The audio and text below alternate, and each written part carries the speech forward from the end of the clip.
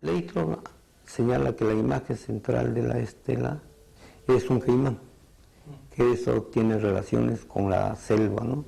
Y que los productos que están allí, como son la yuca, los camotes, ¿no? Son productos que vienen realmente de la montaña y que se introducen en el Perú en una época bastante temprana. Que toda esta introducción es a través de las corrientes de la selva viniendo del Ecuador hacia el Perú a través de los ríos Napo, Putumayo, ¿no?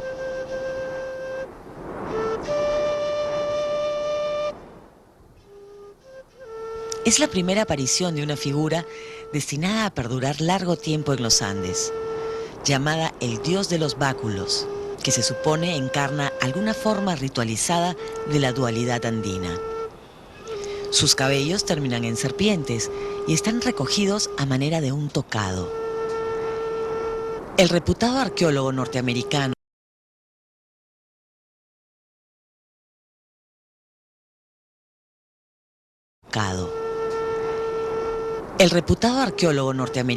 John Rowe postula que este dios es posterior al Lanzón y lo reemplazó en una fase siguiente del culto.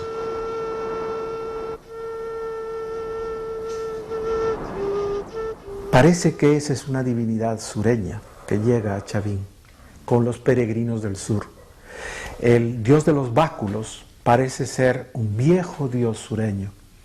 Entonces su existencia en Pucara, en Tiahuanaco o en Cusco se ha encontrado la cabeza de este personaje, se ha encontrado en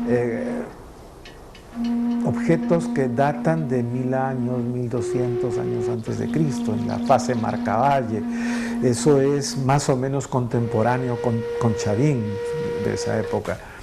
Y desde luego ya existía en Paracas, cada vez más vamos encontrando esto. Es un personaje que está muy asociado al algodón, tiene mucho que ver con...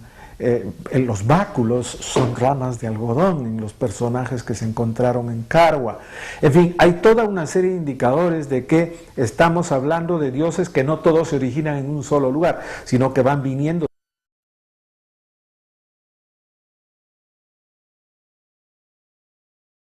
Estamos hablando de dioses que no todos se originan en un solo lugar, sino que van viniendo de distintos lugares. Según la cronología hasta ahora aceptada para la litoescultura de Chavín, esta sería una de las representaciones más recientes. Muestra un ser antropomorfo, parado sobre sus dos pies, y que tiene sostenido en cada mano una especie de báculo ramificado.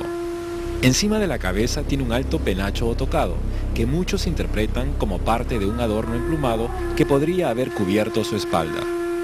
En Pucará, cerca del lago Titicaca, hay un personaje parecido, que en efecto tiene alas como un manto o una gran ave mítica.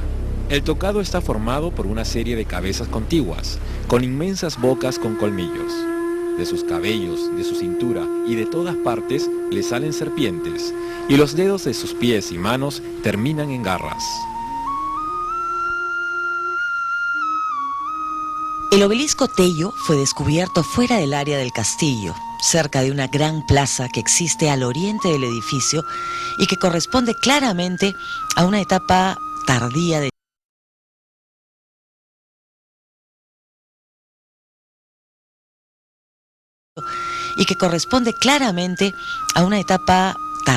Chavín. Parece un lagarto o cocodrilo estilizado y no es antropomorfo. La estructura del personaje es sumamente compleja y se halla a su interior y como componente de la figura mayor representaciones de plantas y animales, tanto terrestres como marinos.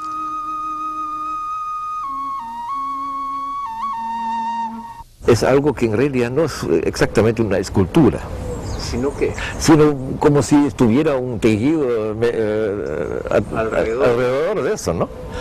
Y si uno mira bien ese obelisco Tello, funciona esto efectivamente así, de que han hecho como una especie de casilleros, en que en cada casillero hay un objeto o un elemento, ¿no?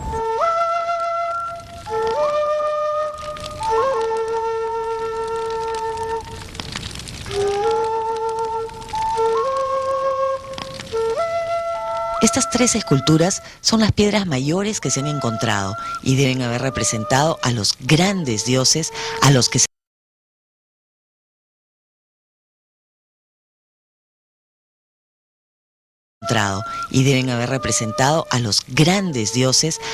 se les rendía culto.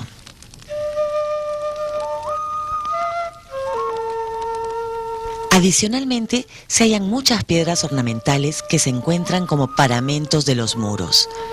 Esas piedras tienen también grabados algunos motivos, muchos más simples que los trabajados en las 3 primeras piedras. En realidad, las piedras juegan, si bien se maneja la escultura también, las cabezas clavas, un ejemplo de eso, la piedra se maneja como una especie de lienzo para escribir. Cada vez que comenzamos, son láminas, son lienzos, en los cuales se dibuja, se diseña. Como la estela de Raimondi.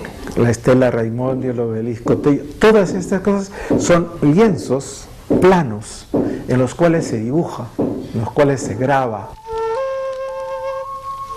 La parte exterior del templo está también adornada por las famosas cabezas clavas.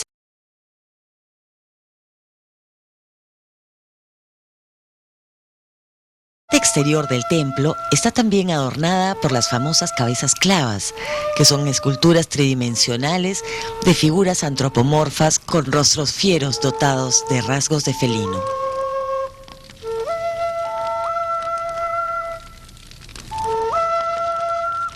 Nosotros tenemos esas cabezas clavas en Chavín, en que pues que hay algunos que se ven bien humanos, ¿no?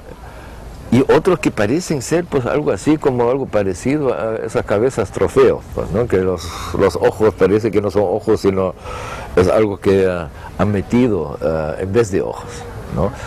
Tienen acá como unas líneas como si fueran lo que hay, exacto, lo que se amarra, pero pues en la manera como se ha hecho eso, puede también entenderse como una especie de metáfora para colmillos.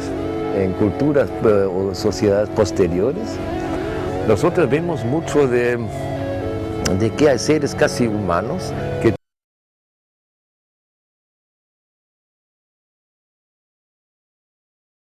vemos mucho de que hay seres casi humanos que tienen en la comisura colmillos.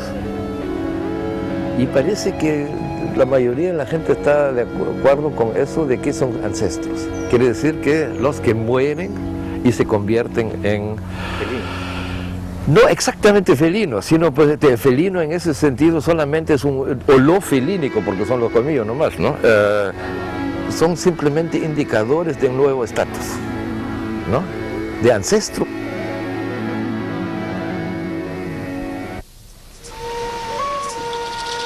Este templo era centro de peregrinaciones y congregaba multitudes en el primer milenio antes de nuestra era.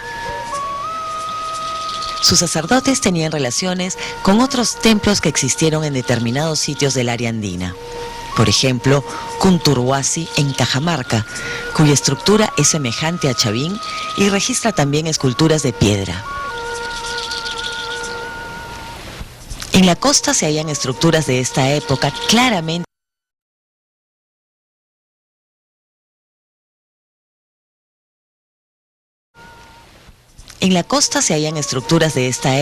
claramente influidas por Chavín en los valles de Nepeña y Casma, donde se encuentra el famoso sitio de Sechín. En Sechín se halla una serie de estelas parecidas a las de Chavín, grabadas con personajes humanos trabajados en estilo expresionista, incluyendo degollados y cabezas trofeo.